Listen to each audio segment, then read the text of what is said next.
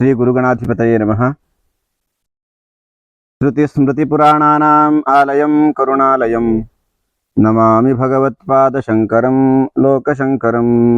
ಲೋಕಶಂಕರರಾದಂತಹ ಭಗವತ್ಪಾದರನ್ನು ಸ್ಮರಿಸ್ತಾ ಅವರು ರಚಿಸಿದಂತಹ ದೇವ್ಯಪರಾಧ ಕ್ಷಮಾಪಣಾ ಸ್ತೋತ್ರ ಎಂಬುದಾಗಿ, ದೇವಿಯಲ್ಲಿ ಅಪರಾಧಗಳನ್ನು ಕ್ಷಮಿಸೆಂಬುದಾಗಿ ಪ್ರಾರ್ಥನೆಯನ್ನು ಮಾಡ್ತಾ, ದೇವಿಯಲ್ಲಿ ಶ್ರೇಯಸ್ಸನ್ನು, ದೇವಿಯ ಸ್ತುತಿಯನ್ನು ಮಾಡಿದಂತಹ ಒಂದು ವಿಚಾರ.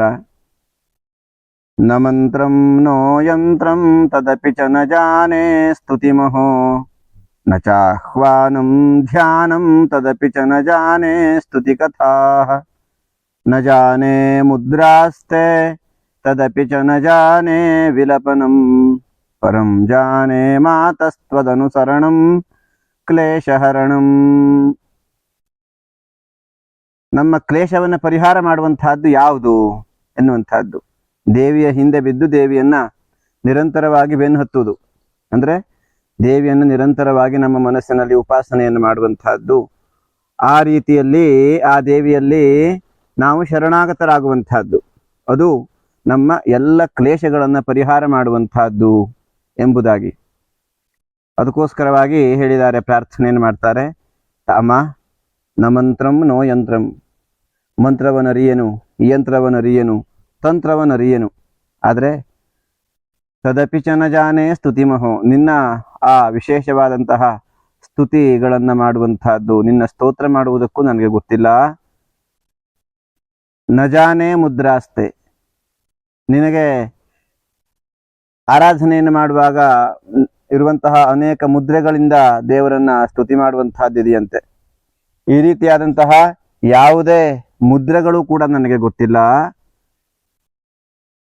ತದಪಿ ಚ ನ ಜಾನೆ ವಿಲಪನಂ, ನಿನ್ನೆ ಎದುರಿಗೆ ಬಂದು ನಾನಾ ಪ್ರಕಾರವಾಗಿ ವಿಲಾಪವನ್ನು ಮಾಡುವಂತಹದ್ದು ಗೊತ್ತಿಲ್ಲ, ಆಲಾಪ ಮಾಡುವುದನ್ನ ಅರಿತಿಲ್ಲ.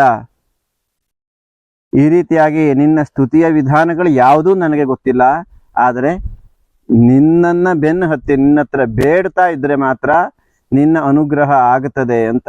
ಯಾವಾಗಲೂ ಮಕ್ಕಳು ತಾಯಿಯನ್ನ ಅಮ್ಮ ಅಮ್ಮ ಅಂತ ಕರೆದಾಗ ಅಮ್ಮ ಮಗು ಏನೋ ಆಗಿದೆ ಅಂತ ನೋಡ್ತಾಳೆ. ಹಾಗೆ ಆ ದೇವಿಯನ್ನು ನಿರಂತರವಾಗಿ ಕರೀಬೇಕು ನಾವು.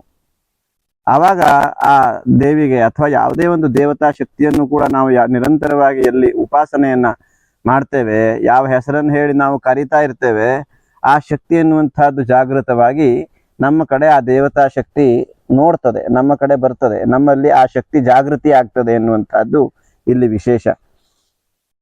ಆವಾಹನೆ, ಧ್ಯಾನ, ಪೂಜೆ ವಿಧಾನ ಯಾವುದೇ ಗೊತ್ತಿಲ್ಲದೆ ಹೋದ್ರೂ ಆ ದೇವರನ್ನ ನಾವು ಬೆನ್ನತ್ತಿ ಹೋಗುವಂತಹ ಶಕ್ತಿಯನ್ನ, ಸಾಮರ್ಥ್ಯವನ್ನ ಆ ಜಗನ್ಮಾತೆ ತ್ರಿಗುಣಾತ್ಮಿಕೆಯಾದಂತಹ ದೇವಿ ನಮ್ಮೆಲ್ಲರಿಗೂ ದಯಪಾಲಿಸಲಿ. ತನ್ಮೂಲಕವಾಗಿ ಆ ದೇವಿಯ ಅನುಗ್ರಹಕ್ಕೆ ನಾವೆಲ್ಲ ಪಾತ್ರರಾಗೋಣ ಎಂಬುದಾಗಿ ಬೇಡ್ತಾ ಎಲ್ಲರಿಗೂ ನಮಸ್ಕಾರ.